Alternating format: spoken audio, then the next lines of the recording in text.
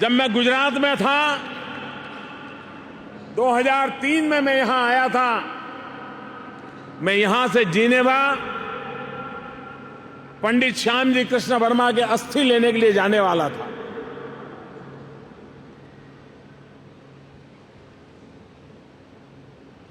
Shyamji Krishna Verma London की धरती पर रह करके आजादी का जंग लड़ रहे थे। वीर सावरकर जैसे अनेक महापुरुषों को, मदन लाल धिंगरा जैसे तेजस्वी ओजस्वी नौजवानों को वे यहां प्रोत्साहित करते थे। 1930 में उनका स्वर्गवास हुआ तो उनकी इच्छा व्यक्त की थी कि उनके स्वर्गवास के बाद उनके अस्थि हिंदुस्तान आजाद जब हो तो आजाद हिंदुस्तान में ले जाए जाएं। लेकिन 1930 से 2003 तक भारत से कोई आया नहीं वो अस्थि लेने के लिए। भारत मां के उस लाल के अस्थि ले जाने का सद्भाग्य मुझे मिला और 2003 में मैं ले गया।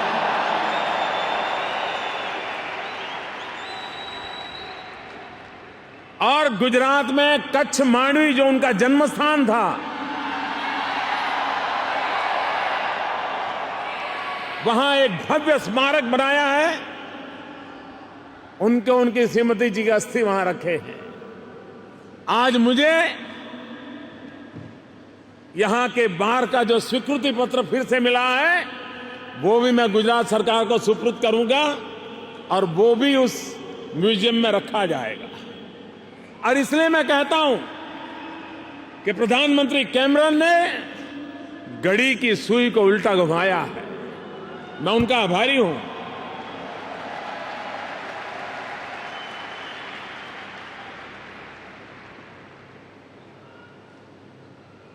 भारत जिस विकास यात्रा की ओर आगे बढ़ रहा है,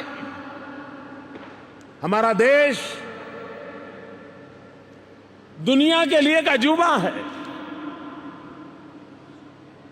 प्रधानमंत्री के बाद विश्व के जिन जिन लोगों से मुझे मिलना हुआ है, एक बात अवश्य पूछते हैं, क्योंकि हर देश किसी न किसी समस्या से जूझ रहा है। और इसलिए वे कभी कभी मुझे पूछते हैं कि मोदी जी, हमारा इतना छोटा देश, ये परेशानी वो परेशानी, ये तकलीफ वो तकलीफ, ये समुदाय ऐसा करता है, वो समुदाय ऐसा करता है, वो लोग ऐसा करते हैं, अक्सर बातें करते हैं। फिर मुझे पूछते हैं कि मोदी जी ये बताइए, ये आपका 125 करोड़ का देश इतने प्यार से, इतने मिलजुल करके कैसे रहता है?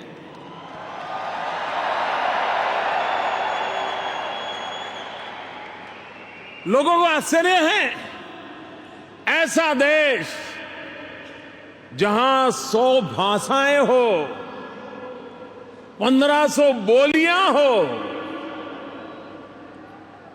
हजारों प्रकार के खान पान की पद्धतियां हो, दक्षिण से निकले उत्तर पहुंचते पहुंचते सैकड़ों प्रकार की वेशभूषा नजर आती हो, कितनी विविधताओं से भरा हुआ हमारा देश है।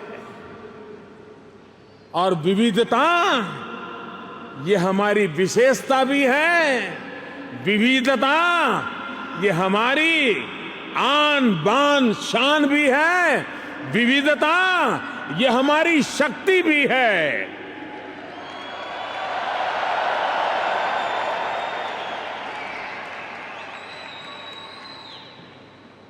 अब आप देखिए, पंजाब के हमारे सिख भाई कितनी त्याग और बलिदान की गाथाएं जुड़ी हुई है। भारत की आन बान शान के लिए कितने सिखों ने अपने सर नौछावर कर दिए थे।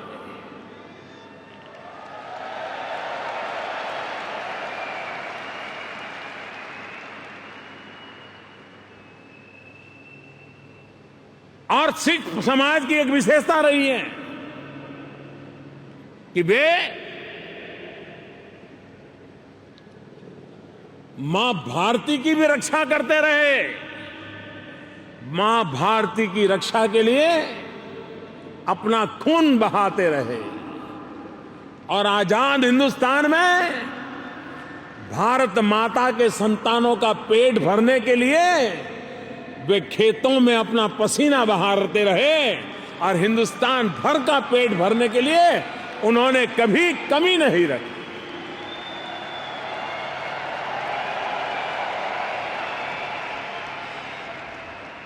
मैं जब कल यहां आया, यहां के सिख समाज के सभी वरिष्ठ लोग मुझे मिलने आए थे। बहुत प्यार से बातें हुई। हम दोनों ने मिलकर के अपने दुखों को, दर्दों को बांटा। उनके दिल पर जो गुजरती हैं बातें, उनकी भावनाओं का मैं आदर करता हूं, उनकी कठिनाई को मैं समझता हूं। और मैंने विश्वास दिलाया है कि जिन जिन बातों को आप कह रहे हैं, मैं पूरी तरह उन चीजों में लगा हुआ हूं। आने वाले भविष्य में आपको उसके नतीजे भी नजर आ जाएंगे।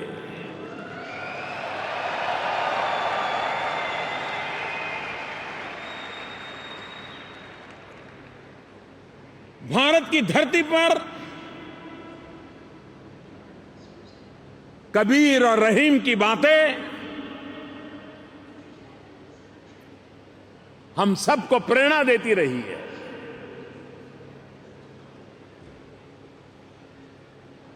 सूफी परंपरा आज विश्व में जो आतंकवाद के नाम पर जो चीजें चल रही हैं, कभी मुझे लगता है अगर सूफी परंपरा बलवान हुई होती, इस्लाम में ही इस सूफी परंपरा का अगर प्रभाव बढ़ा होता, और जिसने सूफी परंपरा को समझा होता, वो कभी हाथ में बंदूक लेने का विचार नहीं करता।